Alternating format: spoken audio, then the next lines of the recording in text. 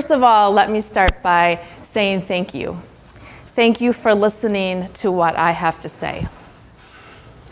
In the poorest communities of our world, when we leverage community voice, local leaders are empowered to implement solutions that have a sustainable impact on their communities and our world. Recently, after I graduated from Gustavus, I went on a 3-month visa to Cape Town, South Africa. I stayed 8 years. And I saw poor communities.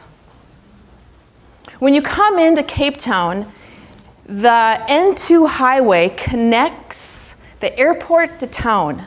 And along the 9-mile stretch is a sea of tin shacks, makeshift toilets, and hijacked electrical lines.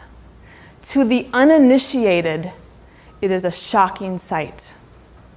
During apartheid, the government hauled in truckloads of sand to bolster the sand dunes to spare travelers from the site. But 20 years later, the sand dunes have blown away.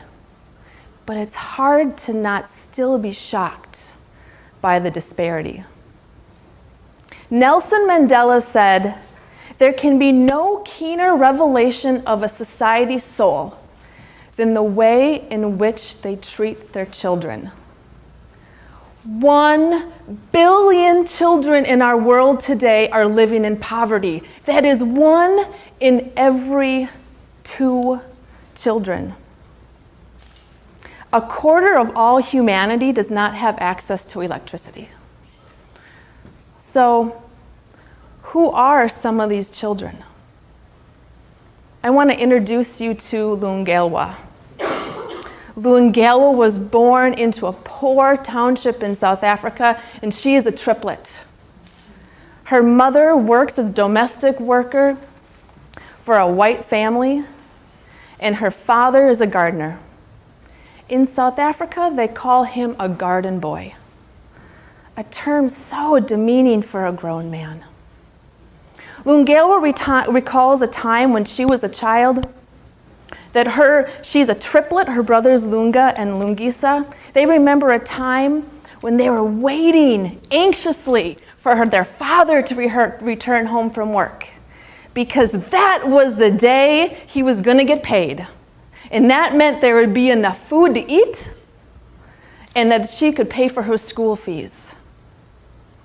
But he would arrive late and drunk, having spent the paycheck, and Lungelwa, with tears in her own eyes as she talks about this, remembers the sadness and the despair on her mother's face. Lungelwa said life was just too hard. She wanted to give up, and she felt alone. And in communities where hopelessness and despair take hold, it crack opens and makes room for violence and anger and abuse to rise up. Christo lives in a community so dangerous, his own mother was shot in her back through her kitchen window. Southern Africa has the highest rate of sexual violence against women in the world. Southern Africa also has the highest rate of percentage of HIV/AIDS in the world. Kiana, she was 8 years old.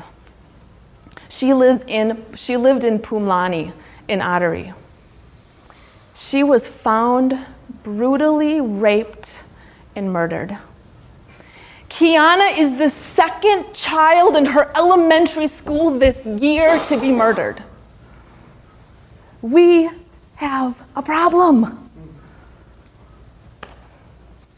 And experts agree that unless we intervene and we help children develop coping mechanisms, their self-esteem is destroyed, and it's hard for them to have a positive view of their future. So these are just some of the personal stories of what it looks like and what social injustice looks like. So, what do we do about it? Lila Watson, an Australian Aboriginal woman, said, "If you have come here to help me, you are wasting your time. But if you have come here because your liberation is bound to mine, then let's walk together." Africa Jam chose to listen. And listening has changed my life and has changed the lives of thousands of kids. Our mission is to provide hope, unity, and community in the lives of youth. We raise up local leaders to lead in their community. And we work across racial lines to promote unity. And faith plays a big role in that because it is something that connects us. And our Christian teachings show us that we need to see all people as created equally and in God's sight. The vision of Africa Jam started organically. So I was in a conversation with a group of 8th grade students. And we were talking, and this vision was of just like any of us. You know, I want to live in a safer community. I want to have a positive view of my future. And in this conversation, I was 25. I'm not 25 anymore. I was 25, and I come from a privileged community. I attended 2 great schools. I went to high school at Minia Academy. I went to college at Gustavus. And one of the wisest things I have ever said was to that group of middle school students who were living in the shadow of apartheid and who seemed to be facing insurmountable odds. I don't know what to do. What do you think? And the vision of Africa Jam was set by this group of 8th graders. So that's it. That's how I became the founder of an international nonprofit, because I admitted that I don't have all the answers. But because of the relationships, and because I cared deeply about the students I had met and the relationships I had built, I committed myself to that community, and we journeyed together.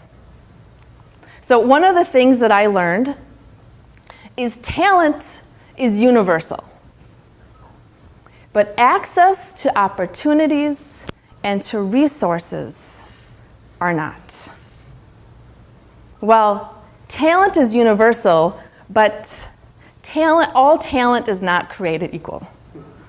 I am married to a South African musician, and I can tell you that music talent is not created equal in my house.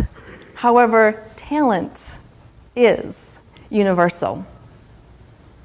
So, what does it look like when we allow local leaders to lead, when we leverage community voice?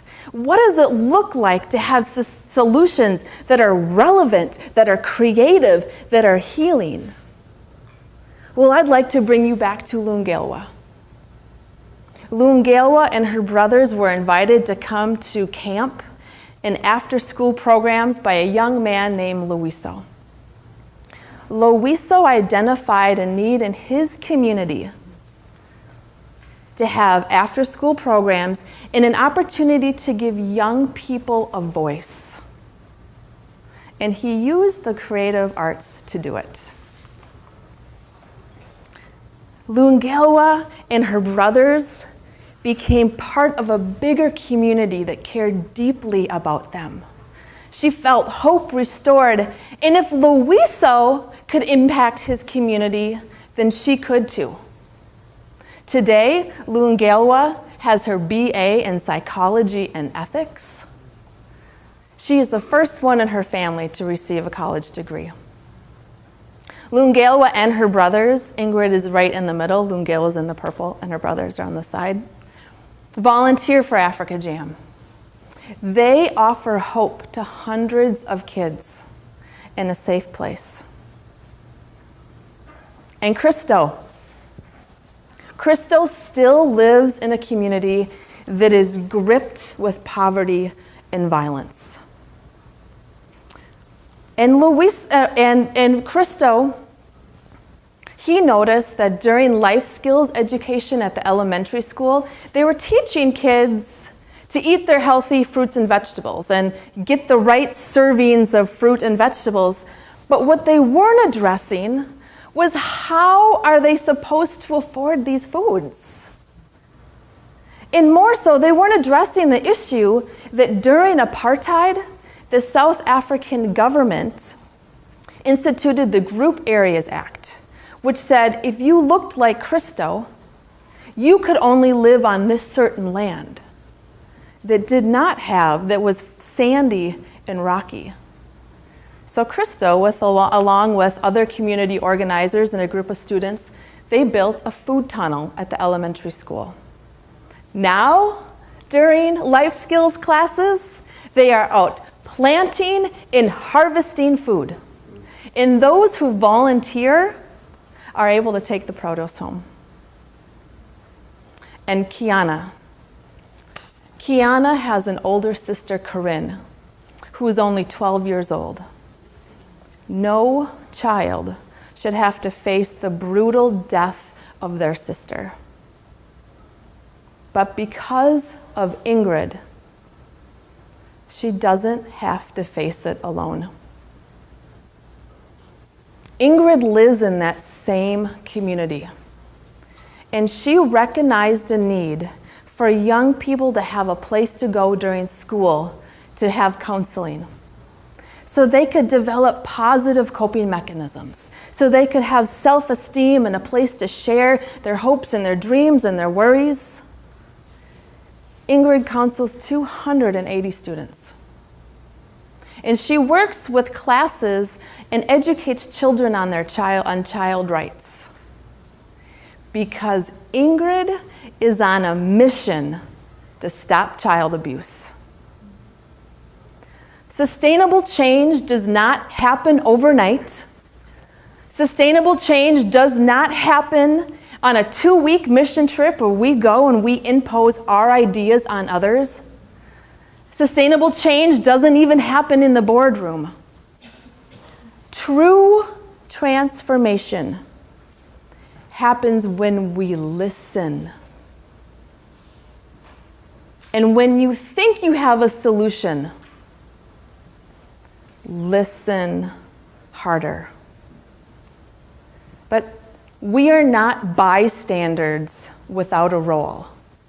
Because when you lead with relationships, you enter into a community of conversation where resources and opportunities and ideas are shared.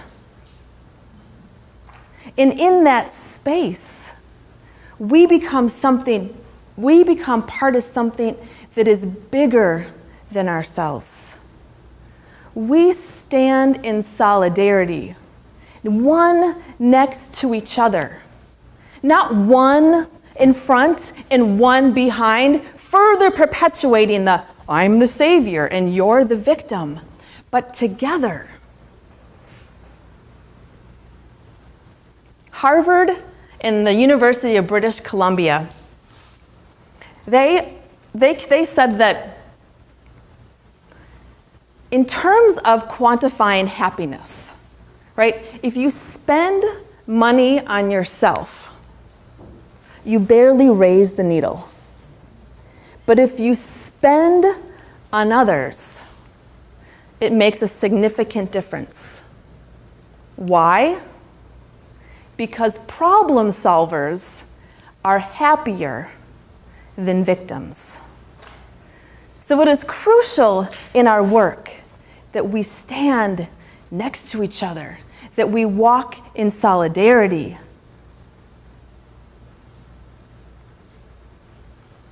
So when we do this, it's not pity. I am not showing up out of pity. Sure, there is purpose, but it is not pity. So what's the call to action? I want to stand up here and tell you about all the champions I have met, because I have met many. But more so, I almost want to implore you to go into the world and to meet them, and to go into your communities or into your backyard and look for ways to leverage community voice, to build relationships, to engage, and to listen. Karin she's in the picture here. Karin was one of the 8th grade students who I met, who helped form Africa Jam. And she said, I want people to come to South Africa. I want them to see the beauty of this country. I want them to work with us. I don't want them to come because they have pity. I want them to come because they see our potential. Karin is now 28 years old. She is the co-founder of Vacations with a Purpose that organizes group travel to South Africa so people can see how beautiful the land is, and also to work alongside local leaders. And when people ask Karin, so what is the purpose part of our trip? She'll tell them to build relationships. Because when we walk in solidarity with others, we give each other hope for a better future. So thank you.